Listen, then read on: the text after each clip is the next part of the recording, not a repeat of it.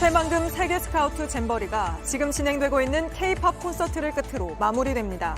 우여곡절 끝에 행사는 완주했지만 1,000억 넘는 예산을 쓰고도 준비 부실로 파익을 초래한 책임을 따지는 작업은 이제부터 본격 시작될 걸로 보입니다. 알 수 없는 이유로 국방부 법무관리관으로부터 수차례 수사 외압과 부당한 지시를 받았고 고 최수근 상병 사망 사건을 수사하다가 지시를 어겼다는 이유로 수사 대상이 된 해병대 수사단장이 윗선으로부터 수사를 축소하란 외압을 받았다고 직접 밝혔습니다. 또 국방부 검찰단은 공정하지 않다며 조사를 거부하겠다고도 밝혔는데 국방부는 현역 군인으로서 매우 부적절한 처신이라고 비판했습니다. 산불 사흘째 하와이는 재난지역으로 선포됐습니다. 지금까지 최소 55명이 숨졌는데 아직 못 찾은 사람도 1,000명에 이릅니다. 현지 우리 교민들도 재산 피해가 큰 걸로 알려졌습니다. 비가 올 때마다 쓰는 우산이 이렇게 고장나면 어떻게 하시나요? 그냥 버리기엔 아까운 우산을 다시 쓸 수 있도록 고쳐주는 우산들의 병원을 찾아봤습니다. 잠시 후 밀착 카메라에서 전해드립니다. 시청자 여러분, JTBC 뉴스룸을 시작하겠습니다. 태풍 카누는 21시간에 걸쳐 한반도를 꿰뚫고 지나간 뒤 오늘 아침 소멸됐습니다. 서울의 경우 태풍이 걱정했던 것보다는 조용히 지나가면서 오늘 예정대로 열린 초대형 행사가 있습니다. 바로 세계 스카우트 잼버리 K-팝 콘서트입니다. 태풍을 피해 새만금 야영지를 떠나 흩어져 있었던 세계 청소년 4만여 명이 이 시각 현재 서울 상암동 월드컵 경기장에 다시 모여 K-팝을 즐기고 있습니다. 우여곡절이 많았던 잼버리는 이 콘서트를 끝으로 공식 일정을 모두 마치게 됩니다. 하지만 왜 이렇게 준비가 부실했는지 그 책임을 따지는 시간은 이제부터 시작입니다. 그럼 먼저 행사 현장부터 가보겠습니다. 자, 최한 기자, 지금 콘서트는 잘 진행되고 있습니까? 네, 약 1시간쯤 전인 저녁 7시부터 시작했습니다. 지금 공연이 한창 진행 중이어서요. 이 노랫소리와 함성소리가 들리실 텐데요. 빗방울이 가늘게 떨어지곤 있지만 공연에 지장을 줄 정도는 아닙니다. 이 콘서트에 앞서서는 이번 잼버리 대회를 정리하는 폐영식 행사가 열렸습니다. 이 오후 5시까지는 전국에 흩어져 있던 대원들이 모여들면서 이 경기장 일대가 붐볐는데요. 이 오후 집결 상황은 박지영 기자의 보도로 보시겠습니다. 버스가 줄지어 서 있습니다. 잼버리 대원들이 손을 흔듭니다. 서울 월드컵 경기장으로 가는 겁니다. 잼버리 폐영식과 K-팝 콘서트가 열리는 곳입니다. 태풍으로 전국으로 흩어졌던 대원 4만여 명이 다시 모였습니다. 전국 각지에서 출발한 대원들은 오후 2시부터 속속 도착했습니다. Thank you. 감사합니다. Some music and some celebration about what the jamboree was supposed to be about. We know that it's just going to be like a massive party. 1,400여 대의 버스가 도로를 가득 메우고 거리는 대원들로 붐빕니다.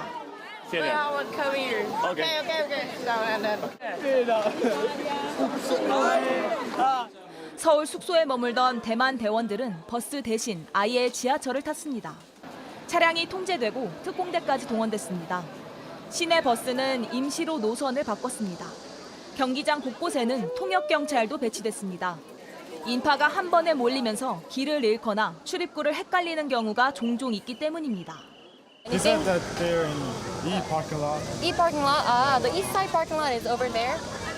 만일의 상황에 대비해 경찰 기동대와 소방대원 2,500여 명도 투입됐습니다.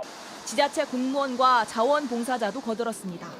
워낙 숫자가 많아 경기장에 모두 들어가는 데만 3시간 반이 걸렸습니다. 정부는 콘서트가 끝나면 먼 곳에서 온 대원들부터 먼저 이동시켜 혼잡을 최대한 줄이겠다고 했습니다. JTBC 박지영입니다. 4만여 명이나 모이다 보니까 낮부터 일대 도로가 통제됐잖아요. 지금은 교통 상황이 어떻습니까? 네, 제 옆쪽으로 이 경기장 앞 도로를 보시면요. 원래 차가 많이 다니는 곳인데 지금은 이렇게 텅 비었습니다.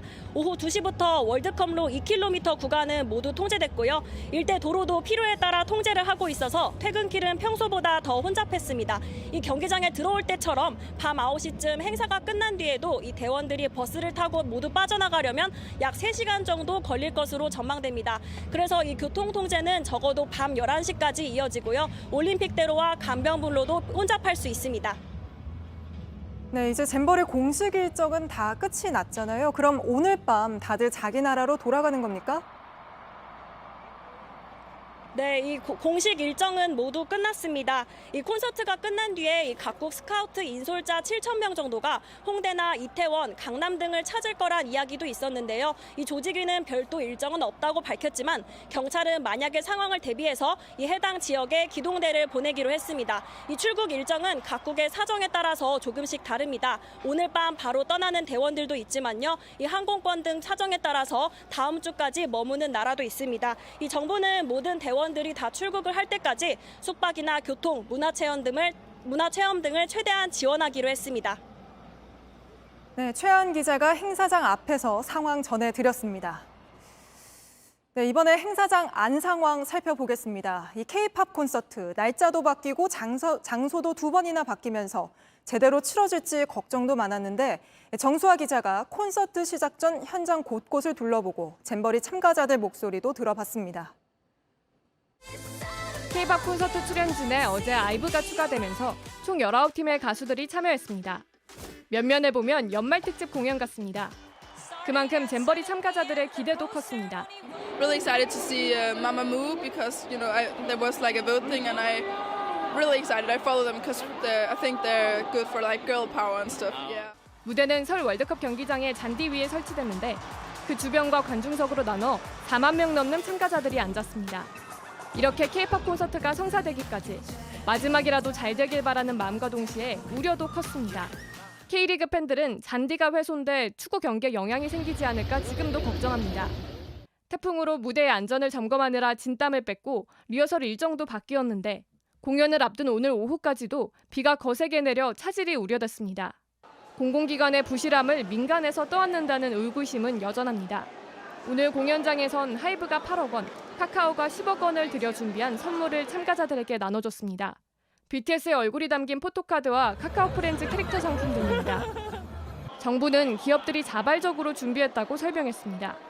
참가자들은 이 공연을 즐긴 뒤 잼버리의 모든 일정을 마무리합니다. JTBC 정수아입니다.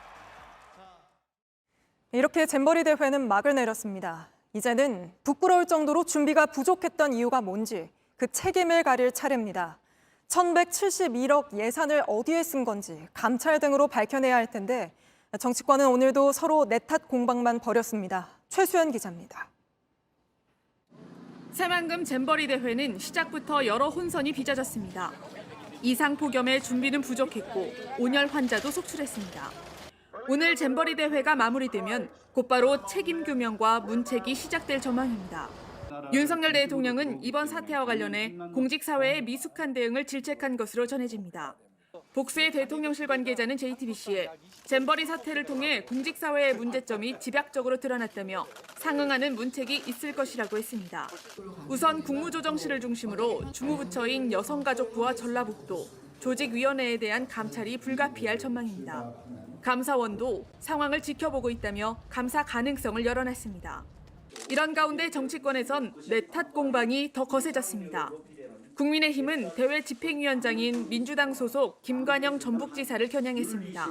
민주당은 사고 친 당사자를 제쳐두고 오히려 사고를 수습하려 애쓰고 있는 중앙정부에게 책임을 뒤집어 씌우고 반면 민주당은 정부가 지자체에 책임을 떠넘기고 있다고 반박했습니다. 엉망진창, 갈팡질팡, 우왕좌왕, 좌충우돌의 윤석열 정권의 민낯을 봅니다. 민주당이 국정조사 카드까지 거론하는 가운데 잼버리 파행 논란을 둘러싼 정치권의 책임 공방이 본격화하는 모습입니다. JTBC 최수연입니다. 다음 소식입니다. 구명조끼조차 없이 수색에 나섰다가 숨진 고 최수근 상병. 그 죽음의 원인을 수사하다가 지시를 어겼다는 이유로 물러나게 된 수사단장이 오늘 공개적으로 수사 외압을 주장하고 나섰습니다. 사단장까지 책임이 있다고 결론을 냈는데 책임을 물을 범위를 축소하라는 압박을 받았던 겁니다. 이를 어겨 오늘 군 검찰에서 항명 혐의로 조사를 받을 예정이었는데 이것도 대놓고 거부했습니다. 먼저 김지아 기자 보도 보시고 왜 이번 사안이 심각한 건지 취재 기자와 짚어보겠습니다. 항명 혐의로 해병대 수사단장직에서 보직 해임된 박정훈 대령이 해병대 정복을 입고 등장했습니다. 박 대령은 최상병 사망 사건을 조사한 뒤 임성근 해병대 1사단장 등에게 과실치사 혐의를 적용했습니다. 하지만 이후부터 여러 차례 외압을 받았다고 주장했습니다. 법무관리관하고 총 5차례 통화를 하면서 죄명을 빼라, 혐의 사실을 빼라, 혐의자를 빼라 등 이런 얘기를 하길래 저는 외압으로 느낀다. 그리고 제3자가 이러한 얘기를 들으면 뭐라 생각할 것 같으냐. 이런 얘기는 굉장히 위험하다. 박 대령은 국방부 검찰단의 공정한 수사를 기대할 수 없다며 수사를 거부한다고 밝혔습니다. 또 대통령 안보실이 여러 차례 수사 결과를 요청했다는 JTBC 보도도 재확인했습니다. 특히 이 과정에서 안보실장이 요구했다는 주장도 추가로 했습니다. 안보실에 나가 있는 해병 대령으로부터 제가 전화를 받고 장관님 결제본을 좀 보내줄 수 없느냐, 안보실장님이 보고 싶어한다라고 말을 전하길래 수사 중인 사안이고 수사기간이 아니기 때문에 보내줄 수 없다고 거절했습니다. 이에 대해 대통령실은 안보실장이 수사 기록을 달라고 요구했다는 건 전혀 사실이 아니라고 밝혔습니다. 박 대령 측은 다음 주 이종섭 국방부 장관과 신범철 차관 등을 직권남용 등의 혐의로 공수처에 고발하기도 했습니다. 국방부는 현역 군인 신분으로 수사를 거부하는 건 군 기강을 훼손하는 매우 부적절한 행위라고 비판했습니다. JTBC 김지아입니다. 네, 이번 사안 국방부 취재하는 김민관 기자와 좀 더 짚어보겠습니다. 자, 김 기자, 현직 해병대 대령이 언론 앞에서 윗선에 수사 외압이 있었다고 폭로하고 또 거기에다가 국방부 조사도 공개적으로 거부하는 이례적인 상황입니다. 한마디로 쟁점을 정리하면 뭔가요? 일단 이번 사안 사실 최수근 상병이 왜 구명조끼 한 장 입지 않고 이렇게 무리하게 실종자 수색 작업에 투입됐느냐, 이 사실관계를 해병대 수사단이 조사해 경찰에 넘기면 되는 어찌 보면 간단한 사안입니다. 그런데 수사단이 내놓은 첫 조사 결과를 처음에는 승인했던 국방부가 이를 한번 뒤집고 그 뒤집은 지시를 수사단장이 따르지 않자 수사단장을 처벌하겠다고 나서면서 진실공방 형태로 번지게 된 겁니다. 그 첫 조사 결과를 승인했다는 게 그러니까 국방부의 최고 윗선, 그러니까 국방장관까지 승인했었다는 뜻인가요? 그렇습니다. 예, 그러면 그 당시에 무슨 일이 있었던 건지 시간 순서대로 한번 짚어볼까요? 네, 일단 7월 30일부터 돌아보겠습니다. 7월 30일 박정훈 당시 수사단장은 이종섭 국방장관에게 직접 수사 결과를 보고했습니다. 최상병이 속해 있었던 해병 1사단의 임성근 사단장 등 8명에게도 과실치사 혐의를 적용해야 한다는 내용이 담겨 있었습니다. 이 장관은 이 보고를 받고 경찰로 넘기라고 승인 결재를 일단 했습니다. 그런데 바로 다음 날 법률적 검토가 필요하다면서 이 지시를 멈추고 이 경찰로 사건을 넘기는 걸 멈춰라, 이런 지시를 내린 겁니다. 네, 번복은 번복이라고 할 수 있는데 여기에 대한 국방부 입장은 뭡니까? 일단 국방부는 첫 번째 승인은 최종 승인이 아니라 중간 결재였다, 이런 입장입니다. 또한 작전에 참여한 하급 장교들까지 모두 수사 대상에 포함시키는 건 과하기 때문에 이 부분에 대해서 법률적 검토를 해야 한다, 이런 취지에서 지시를 뒤집었다, 이런 설명을 내놨습니다.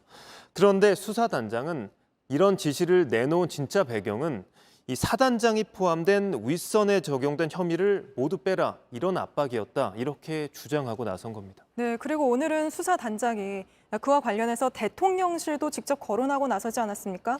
그렇습니다. 지금까지 나온 주장은 용산 대통령실 산하 국가안보실에서 수사 결과를 제출하라는 지시가 왔고 수사 중인 사안이기 때문에 이를 한번 거절했더니 그럼 언론 브리핑용으로 만든 자료라도 달라, 이런 요구에는 응했다, 여기까지는 나온 주장입니다.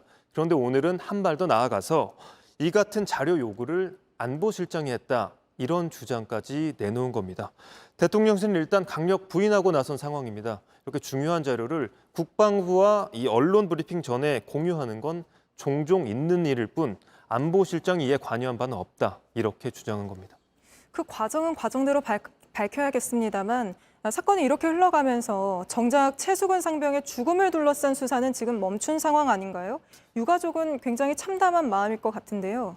그렇습니다. 이 해병대 수사단이 제때 자료를 넘겼더라면 지금 경찰 수사가 본격적으로 돌아가고 있어야 되는 상황입니다. 그런데 국방부가 한번 이 이첩을 승인했던 자료를 다시 되돌려 받으면서 경찰 수사는 모두 멈춘 상황입니다. 그러자 이 최상병의 할아버지는 국방장관에게 직접 손편지를 보내서 천인공노할 일이다, 이렇게 황망한 심정을 드러냈습니다. 네, 아직 더 밝혀야 될 부분이 굉장히 많아 보이는데 계속 취재해서 또 전해주도록 하겠습니다. 김민관 기자였습니다. 이번에는 태풍 카눈으로 피해를 입은 지역들을 살펴보겠습니다. 사망자가 발생한 대구 군위군의 마을은 태풍이 휩쓸고 지나간 뒤 쑥대밭처럼 변했습니다. 서효정 기자가 현장을 둘러봤습니다. 멀리 물이 찼던 마을로 향하는 길, 소방차가 곳곳에서 보입니다. 농기구가 오가던 삼거리엔 재해상황실 응급천막이 들어섰습니다. 어제 컨테이너가 겨우 보일 정도로 침수됐던 논. 그래도 지난밤 물은 다 빠졌습니다. 하지만 물이 빠진 뒤가 더 처참했습니다. 마을 초입, 양유정 씨 목장에 폐기물을 치우려는 포크레인이 들어옵니다. 이렇게 시끄럽고 큰 물건을 송아지는 처음 봅니다. 2대째 내려오는 이 목장을 17년 동안 읽어왔습니다. 아이들을 공부시키고 생활을 이어갔던 공간은 하루 사이 아수라장이 됐습니다. 제 키높이만큼 물이 찼던 흔적이 이렇게 고스란히 남아 있습니다. 여기는 원래 소의 젖을 짜던 공간인데요. 그래서 이렇게 알림판을 보시면 소들의 상태를 기록하는 메모가 적혀 있습니다. 그런데 원래 서 있어야 할 이 냉장고가 이렇게 쓰러져 있고요. 물이 또 흘러내려오면서 이 기계를 덮쳐서 이 기계 역시 비스듬하게 쓰러져 있는 모습을 보실 수가 있습니다. 저희는 이게 생기고 매일매일 우유를 짜서 살아가는 사람인데 뭐 이렇게 해놔놓으니까 들 방법이 없습니다. 솔직한 이야기로 정말 암담합니다. 피해 입은 집집마다 비슷하고도 다른 사연이 있습니다. 피망과 가지 같은 이 작물들이 이쪽으로 전부 휩쓸려 왔습니다. 원래는 제 앞에 있던 밭에 있던 것들입니다. 밭을 가꾸던 농민은 어제 숨진 채 발견된 60대 주민입니다. 주인 잃은 집은 물난리 흔적이 그대로 남았습니다. 이 집을 치울 사람이 이젠 없습니다. 물이 허리까지 찼을 때 형님 피해야 된다고 비난 가야 된다고 했는데 뚝에 올라가셨다가 다시 내려가니까 그래가 금융에 휘말려 갔습니다. 끊어진 제방으로 가봤습니다. 붕괴 지점 3m 정도 위쪽 확장 공사가 진행 중이었습니다. 지난 2020년 시작했습니다. 공사해서 그래요. 거기서 공사도 새로 넓힌다고 공사해가 그 뚝이 무너져가 갑자기 물이 막 들어가고 오는데 주민들은 공사로 제방이 약해졌다고 했고 군청은 아니라고 했습니다. 지난달 제방 안전 점검 결과는 양호였습니다. 하지만 한 달 만에 무너졌습니다. JTBC 서효정입니다. 강원 동해안 지역은 전국에서 가장 많은 비가 내리면서 침수 피해가 잇따랐습니다. 특히 강릉은 지난 4월 산불로 피해가 컸는데 이번에는 물폭탄까지 덮쳤습니다. 조승현 기자가 주민들 이야기를 들어봤습니다. 도로가 하천으로 변했고 바로 옆 산간 물이 가득 들어찼습니다. 일터 지키기 위해 어제 하루 종일 주민들은 사투를 벌였습니다. 턴마다 다 막고 다 해도 뭐 왁확 들어오니까 어떻게 갑자기 확 들어오니까 어떻게 방법이 없죠 뭐. 다시 가본 가게. 집기며 가전제품이며 성한 게 없습니다. 이 일대 넉 달 전 산불이 덮쳤던 곳입니다. 당시 불에 탔던 한 식당. 2억 원 넘게 들여 원래 모습을 찾았는데 다시 원점이 됐습니다. 그래도 힘을 내서 남은 물을 퍼내고 집길 꺼내 말립니다. 이제 힘들게 이제 복구해서 지금 이제 여기까지 왔는데 이제 뭐 불과 오픈한 지 얼마 안 됐는데 또 이렇게 되니까. 근처 또 다른 식당으로 가봤습니다. 하루가 지나 물은 다 빠졌지만 이 식당 안 바닥은 아직도 엉망입니다. 이 나무로 된 마루는 물을 먹어 망가졌고 장판은 모두 들고 일어나 못 쓰게 됐습니다. 불에 타 건물을 철거해야 했던 곳. 나무를 다 베어냈고 쏟아지는 물을 막을 시설은 없습니다. 화재가 수해를 더 악화시키는 겁니다. 사실은 그런 트라우마가 계속 있어서 계속 뭐 조금만 비가 와도 예전 생각이 좀 많이 나는 것 같아요. 이번 물난리에 주택만 196채 피해를 봤습니다. 900명 넘는 주민이 또 집을 떠났습니다. 위에 동네에서 물이 내려오니까 완전 폭포 같았어. 너무 무서웠어요. 태풍은 지나갔고 이젠 복구의 시간. 재난이 반복되지만 주민들은 살아가야 합니다. JTBC 조승현입니다. 보신 것처럼 태풍 카눈은 한반도에서 20시간 넘게 머무르며 큰 피해를 줬습니다. 특히 접근할 때부터 갈짓자로 움직이며 예측을 어렵게 하더니 한반도 중앙을 가로지르는 이례적인 행보를 보였습니다. 강나현 기자가 설명드립니다. 어제 오전 남해 거제에 상륙해 20시간 넘게 한반도에 머물렀던 카누는 오늘 새벽 6시쯤 북한 평양 근처에 닿아서야 소멸됐습니다.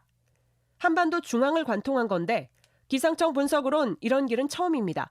그동안 우리나라를 향한 태풍 대부분은 우측 사선 모양으로 빠져나갔습니다. 내륙에 상륙한 뒤 편서풍 바람을 타고 대체로 동해로 방향을 틀었습니다. 태풍 루사와 매미 등이 대표적입니다. 그런데 카누는 이례적으로 한반도 정중앙을 지났습니다. 우리나라 주변 기압계 상황 때문입니다. 좌우로 고기압이 견고하게 버티다 보니 한반도가 사이길이 됐고 태풍을 위로 잡아당겨 빠르게 내보내던 상층 제트 기류와도 만나지 못했습니다. 결국 카누는 혼자 힘으로 느릿느릿 약 20시간을 한반도에 머물렀습니다. 카눈의 수명도 상당히 길었습니다. 지난달 28일 생긴 뒤 보름 동안 버틴 건데 지난 20년간 우리나라에 영향을 준 태풍 가운데 두 번째로 길게 머물렀습니다. 보통 태풍 수명은 닷새 정도인데 3배 수준이었던 겁니다. 우리나라에 도착하기 전 29도 안팎의 뜨거운 바닷물을 만나 힘을 유지할 수 있었던 걸로 분석됩니다. JTBC 강나현입니다.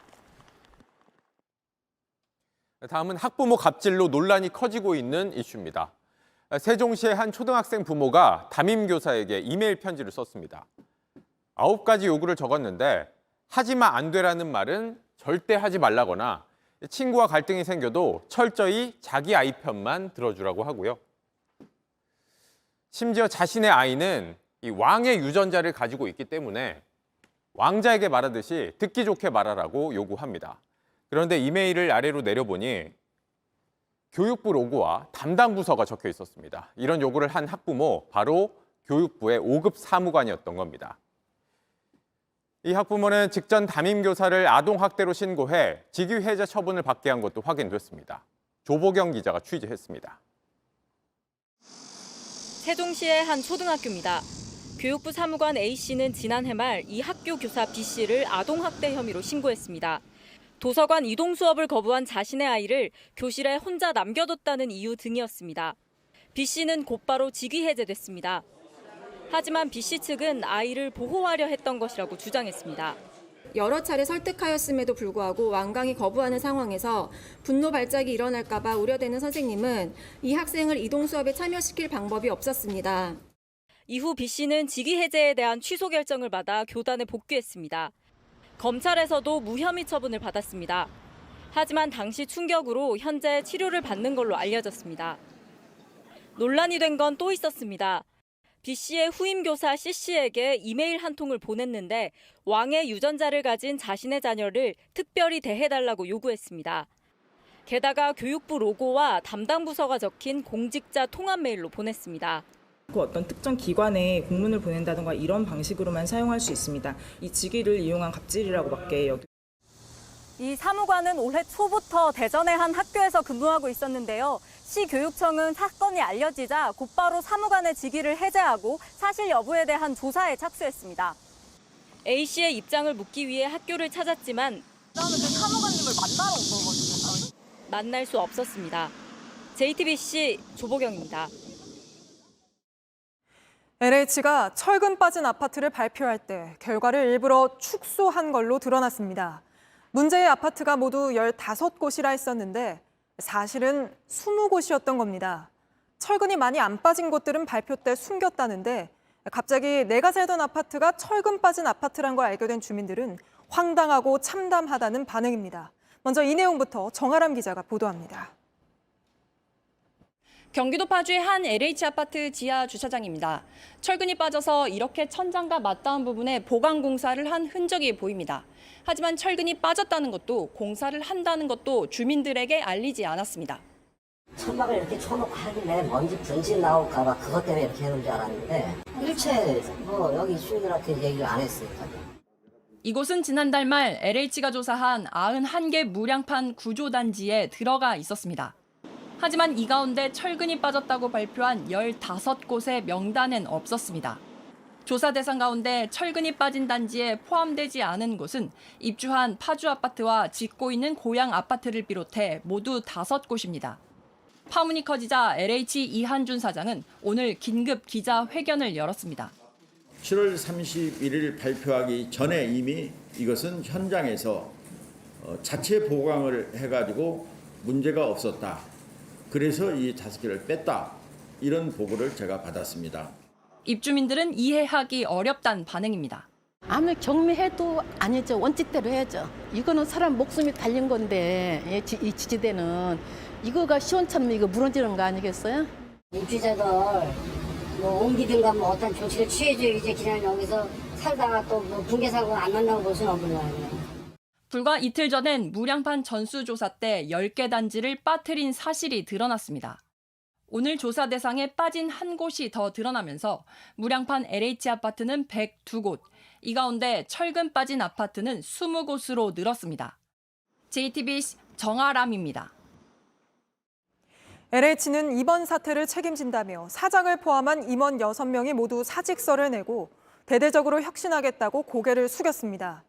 그런데 2년 전 LH 땅 투기 사태 때도 똑같이 임원들 옷 벗고 고강도 혁신 외쳤었습니다. 이렇게 이런 일이 반복될 동안 주무부처인 국토부는 뭐 했냐는 지적도 나옵니다. 계속해서 이상화 기자가 보도합니다. 조직이 이렇게 망가지고 위계도 없고 체계가 없고 또 기본적인 것조차 상실한 이 조직을 혁신하기 위한 첫 번째 조치로 상임이사 모두에 대한 사표를 일단 제출을 받았습니다. 긴급 기자회견을 연 이한준 LH 사장은 고개를 숙이며 자신을 비롯한 임원 6명이 사직서를 내겠다고 했습니다. 그러면서 뒤죽박죽인 조직을 구조조정하고 대대적인 혁신을 하겠다고 밝혔습니다. 이건 해도 너무했다. 건축에서 가장 중요한 게 구조 설계 견적이거든요. 건축 토목도 못 보는 토목직이 이걸 맡고 있어요. 하지만 LH가 자정 능력이 있겠냐는 회의적인 반응이 나옵니다. 2년 전에도 비슷한 방안을 내놨지만 지켜지지 않았기 때문입니다. 당시 LH 전현직 직원들의 땅 투기 사태가 터졌을 때에도 임원 5명 가운데 4명이 사직서를 냈습니다. 정관업체로의 재취업 제한을 비롯해 해체 수준의 혁신을 추진하겠다며 고강도 개혁도 내놨습니다. 하지만 실제로 투기 사태 이후 관련 업체에 가겠다며 취업 심사를 받은 20명 중에 1명을 뺀 19명이 재취업에 성공했습니다. 주무부처인 국토부에 대한 책임론도 커지고 있습니다. 이번에 LH 아파트 전수조사 결과와 철근 빠진 아파트 명단은 원희룡 국토부 장관이 발표했습니다. 저번에 사건 터졌을 때도 뭐 국토부도 이런 혁신에 대해서 같이 뭐 했던 부분이고 관리 감독 권한이 있는 이제 국토부 입장에서도 책임이 있죠. JTBC 이상화입니다. 부산 돌려차기 사건 가해자 징역 20년을 선고받고는 대법원에 상고하면서 환청 때문에 가격한 거고 2심 재판부가 여론을 의식해 제대로 판단하지 않았다고 주장했습니다. 또 애초 1심에서 받은 징역 12년도 부당하고 무겁다고 했는데 이런 내용이 담긴 상고 이유서를 받아본 피해자는 또 한 번 가슴을 쳐야 했습니다. 이승환 기자입니다. 엘리베이터 앞에 선 여성 머리를 걷어찬 이 장면. 이른바 부산 돌려차기 사건입니다. 가해자는 1심에서 살인미수로 징역 12년형을 받았습니다. 2심에선 성폭행 의도가 확인되면서 강간살인미수로 20년형을 선고받았습니다. 여성 청바지에서 남성 DNA가 나왔습니다. 이 가해자가 지난달 24일 제출한 11장 상고 이유서를 살펴봤습니다. 첫 장, 피해자에게 죄송하다고 시작합니다. 하지만 바로 2심 재판부가 여론을 의식해서 제대로 판단을 못했다고 주장합니다. 청바지에서만 DNA가 나오고 속옷에선 안 나왔으니 성범죄 증거가 안 된다고도 말합니다. 돌려차기는 환청 때문이었다고 했고 재판부가 납득할 수 없다고 한 걸 오히려 이해할 수 없다고 말했습니다. 심신미약이란 겁니다. 1심에서 받은 12년형도 부당하고 무겁다고 강변했습니다. 그냥 제 1년이 모조리 뺏긴 느낌. 반성도 아니고 그냥 후회도 안 있는 것 같아요. 1, 2심 재판 과정 내내 반성 없는 반성문을 냈던 가해자. 마지막까지 잘못한 게 없다는 확신을 내비쳤습니다. JTBC 이승환입니다. 신림역 흉기 난동범 조선이 젊은 남성 유튜버를 모욕한 혐의로 경찰 출석을 요구받자 범행을 저지르기로 마음먹었다는 사실이 새롭게 드러났습니다. 검찰은 조선을 재판에 넘기며 열등감 때문에 젊은 남성만 골라 자신이 중독돼 있던 컴퓨터 게임을 하듯 공격했다고 결론 내렸습니다. 박병현 기자입니다. 지난달 21일 33살 조선은 신림역 근처에서 흉기를 휘둘렀습니다. 한 명이 숨지고 3명이 크게 다쳤습니다. 유독 젊은 남성만 노렸습니다. 검찰은 조 씨가 대학가 취업, 결혼 실패로 열등감을 느꼈기 때문이라고 밝혔습니다. 특히 뛰거나 공격하는 모습을 보면 1인칭 슈팅 게임을 하듯 흉기를 휘둘렀다고 분석했습니다. 실제로 조선은 범행 전 8달 동안 이런 게임을 하며 은둔 생활을 해온 것으로 드러났습니다. 불만과 좌절 감정이 쌓여 저지른 이상 동기 범죄에 해당하고 젊은 남성을 의도적 공격 대상으로 삼아 마치 컴퓨터 게임을 하듯이 공격한 사건임을 확인하였습니다. 특히 사건 나흘 전 경찰에서 출석 요구를 받고 범행을 결심한 것으로 조사됐습니다. 조 씨는 남성 게임 유튜버를 모욕하는 글을 인터넷에 올린 혐의로 경찰 수사를 받고 있었습니다. 이후 준비는 치밀했습니다. 흉기를 사면 의심받을까 봐 마트에서 훔쳤습니다. 흔적을 안 남기려고 휴대전화는 초기화하고 컴퓨터는 망치로 부쉈습니다. 검찰은 조 씨를 살인과 절도 혐의 등으로 재판에 넘겼습니다. JTBC 박병현입니다.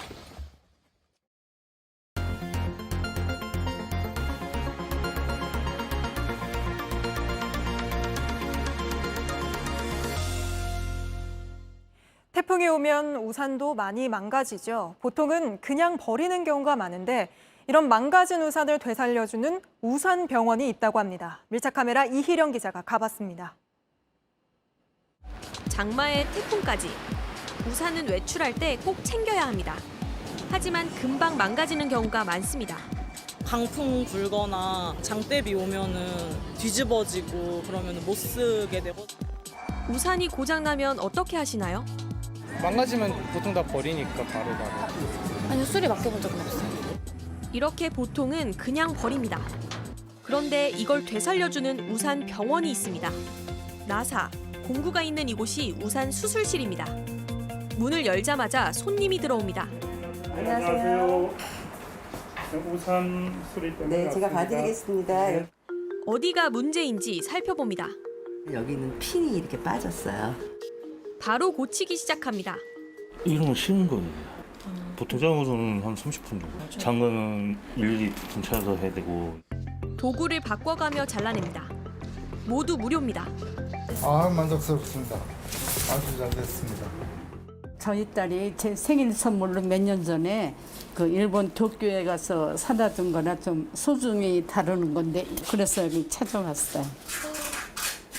고맙습니다. 이곳을 거쳐가는 우산은 한 달에만 700~800개 정도입니다. 환경보호에 앞장선다는 그런 보람도 있고요. 일품이셨다고 볼 때마다 엄마 생각나신다고 하면서 계속 와서 고쳐가서 또 쓰시고 또 쓰시고.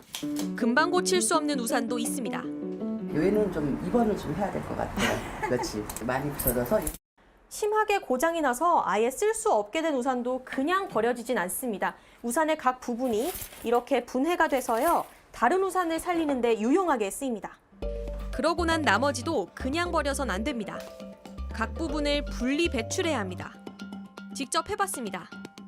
여기에 보면 실로 꼬맨 부분이 있어요. 꼬맨 부분. 이런 데를 이렇게 뜯으시는 거예요. 살하고 천하고를 분리해 주는 거죠. 우산살에 묶여있는 실이 한 번에 잘 끊어지지 않습니다. 힘으로 안 되네요. 6분 만에 뼈대를 겨우 떼어냈습니다. 손잡이도 분리합니다. 손잡이와 우산 꼭지는 플라스틱, 뼈대는 철로 구분해 배출합니다. 우산천은 일반 쓰레기라 종량제 봉투에 넣어 버려야 합니다.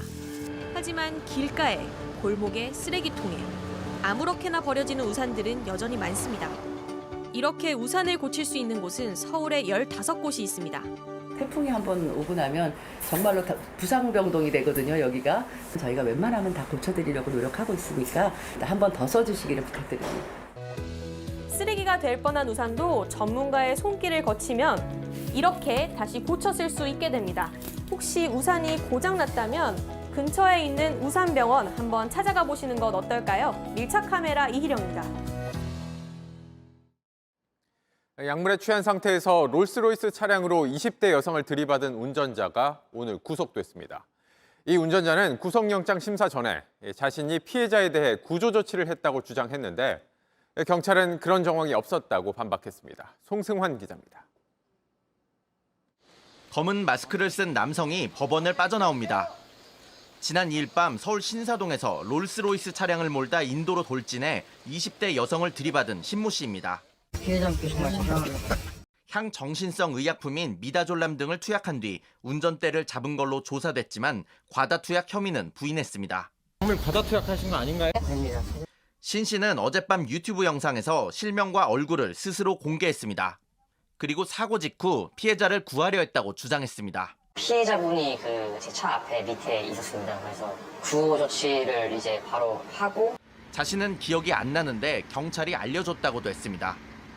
경찰관님께서 제가 구호 조치를 취했다고 말씀을 하셔서 경찰은 반박했습니다. 사고 현장 앞으로 가서 막 이렇게 돌멩이 몇 개 드러내는 거 있어요. 그 외에는 다른 게 한 게 없어요. 되려 구호 조치는 신 씨가 아니라 지나가던 한 의사가 했다고도 했습니다.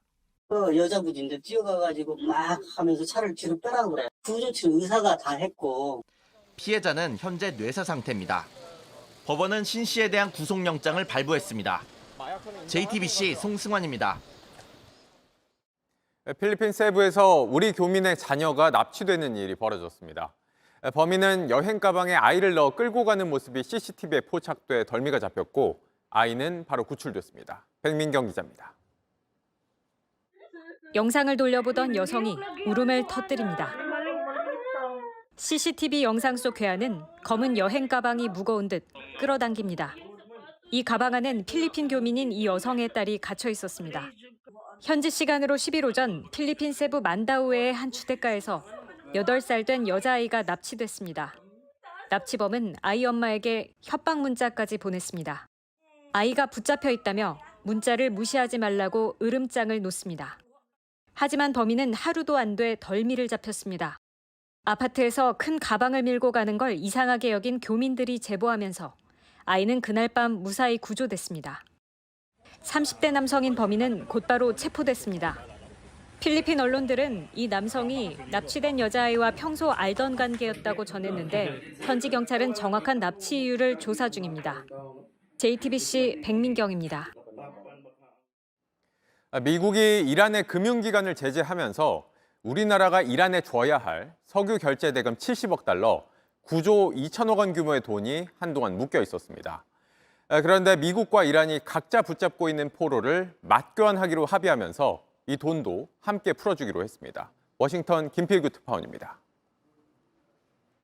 이란에 부당하게 구금된 미국인 5명이 석방됐다고 미 국가안보회의 NSC가 밝혔습니다.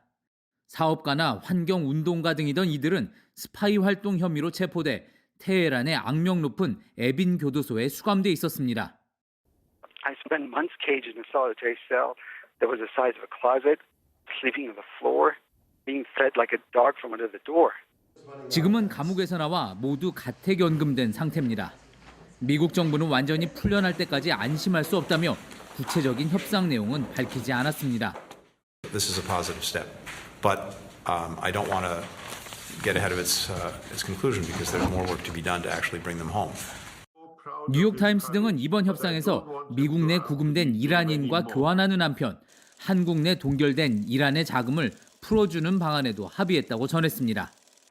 2019년 미국이 이란 제재 조치를 시작하면서 우리나라가 원유 대금으로 이란에 지급해야 할 돈 약 70억 달러, 우리 돈 9조 2천억 원이 시중은행에 묶여 있습니다. 이란은 지속적으로 우리 정부에 이 대금을 돌려달라고 요구했는데 이 때문에 양국 관계가 껄끄러워지기도 했습니다. 이란 국영통신은 이 중 60억 달러가 미국과 협상 타결 직후 스위스 은행으로 이체됐다고도 보도했습니다. 워싱턴에서 JTBC 김필규입니다. 하와이에선 사흘째 이어지는 산불에 최소 55명이 숨졌고 실종자도 1,000명에 달합니다.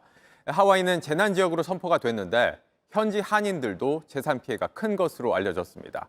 로스앤젤레스 홍지은 특파원입니다. 아름답기로 유명한 라하이나가 밤새 잿더미가 됐습니다. 반얀트리라고 불리는 이곳 명물나무마저 검게 그을렸습니다. 하와이에 사흘째 이어지는 산불로 최소 55명이 숨졌습니다. 실종된 사람은 1000명에 이릅니다. Once the palm trees that are 40 feet up in the air, once the flames hit that and the heat came and hit us in the face, we were like, we gotta go. So we just ran in just panic mode and just. 이번 산불로 건물 1,700여 채가 무너져 주민 수천 명이 집을 잃었습니다. 만여 가구가 아직 전기를 못 쓰고 있고 일부는 통신도 수도도 끊겼습니다. 한인들은 인명피해가 보고되지 않았지만 재산 피해는 큰 것으로 알려졌습니다. 전쟁과 같이 진짜 너무 참담해서 입에 담을 수 없을 정도. 이전의 모습들을 알고 그 사업 하셨던 분들을 아는 분들은 막 눈물도 흘리시고. 주 방위군까지 불 끄는 데 투입되면서 이 일대 산불 80%는 일단 잡혔습니다. 그러나 새 불길이 강풍을 타고 언제 또 번질지 모르는 상황입니다. 하와이는 재난지역으로 선포됐습니다. And I've directed her to streamline any process with requests for help and survivors registered for immediate federal assistance without delay.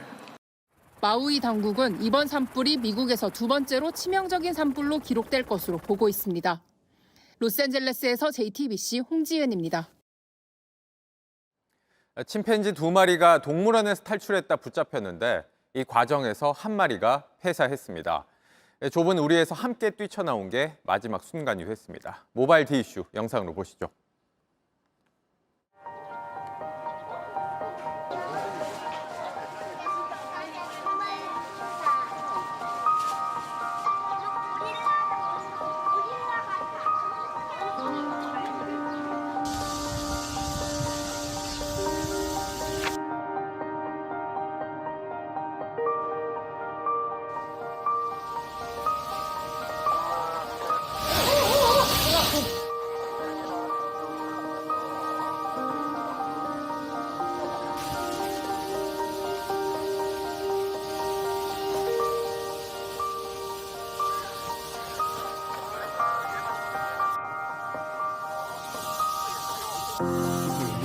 일로 오냐?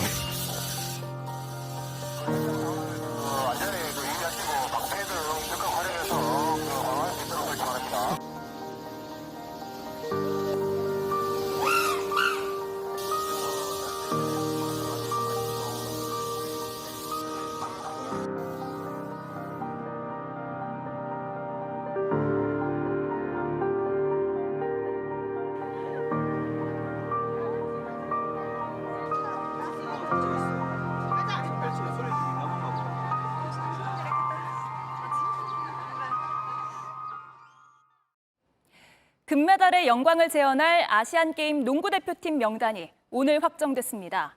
그 중심에 있는 허훈 선수를 만났습니다. 최종혁 기자입니다. 이어폰을 낀 채 리듬을 타며 슛을 던져야 능률이 오른다는 선수. 노래 들으면서 운동을 하면은 좀 텐션이 올라가서 하기 싫을 때도 노래를 들으면 좀 뭔가 텐션이 업돼서 열정이 좀 생기는. 솔직히 말하면 진짜 멋있죠. 멋있어 옷을 훈련이 시작되면 웃음기는 사라집니다.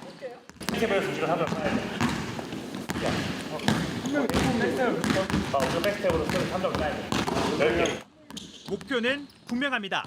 인천 아시안게임에서 금메달을 땄는데 또 선수들도 다시 한번 그런 영광을 재현하기 위해서 정말 열심히 땀 흘리고 있거든요. 허훈에게는 더 남다릅니다. 2018년 대회 당시 허재 감독이 두 아들을 모두 발탁해 특혜 논란이 일었고 결과도 기대에 미치지 못하면서 허훈은 형과 함께 태극마크를 반납했습니다. 하지만 이듬해 국내 무대를 평정하며 정규리그 MVP로 선정됐고 지난해 입대한 상무를 2부 리그 우승으로 이끌며 기량을 과시했습니다.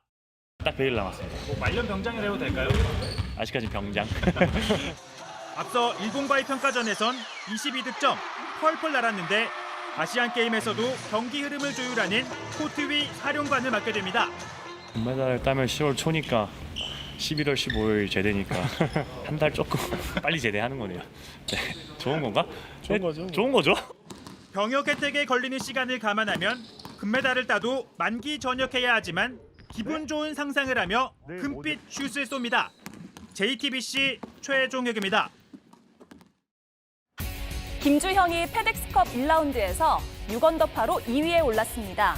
긴 거리 버디 퍼트도 가뿐하게 성공하고 이렇게 러프에서 친 공은 홀 옆에 바짝 붙었습니다.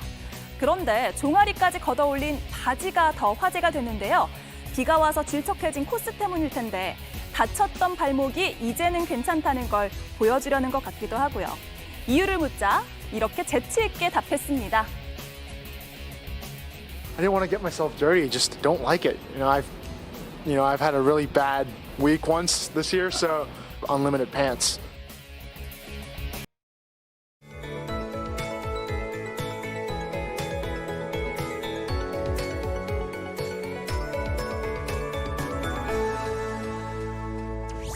태풍은 지나갔지만 여전히 중북부 지역에는 비구름대가 남아 있습니다. 이들 지역은 내일 오후까지 비가 오락가락 이어지겠습니다. 수도권을 포함한 중북부 지역에 5에서 40mm의 비가 더 오겠고요. 오늘 밤 충청과 남부 내륙은 5에서 40mm의 소나기가 쏟아지겠습니다. 태풍의 영향권에서 일찍 벗어난 남부지방은 다시 무더위가 시작됐습니다. 오늘 오후 4시리기에 강원 동해안과 남부 곳곳에 폭염주의보가 내려졌습니다. 내일은 중부지방도 뜨겁겠습니다. 오늘 한낮에 24.9도에 그쳤던 서울은 내일 29도까지 올라 매우 덥겠고요. 주말 사이 이보다 더 더워지겠습니다. 전국의 태풍특보는 해제됐지만 중부 서해안은 내일 새벽까지 바람이 강하게 불겠고요. 당분간 동해안은 강한 너울성 파도가 유입되겠습니다. 내일 아침 기온 서울, 광주 23도, 부산 25도 예상되고요. 낮 기온은 청주, 전주 31도, 대구, 창원 32도로 폭염특보가 확대될 가능성이 있겠습니다. 모레까지 내륙 곳곳에 소나기가 내리겠고요. 일요일부터 낮 기온이 30도를 넘어서겠습니다. 날씨였습니다. 뉴스룸 저희가 준비한 소식은 여기까지입니다. 네, 시청해주신 여러분 고맙습니다.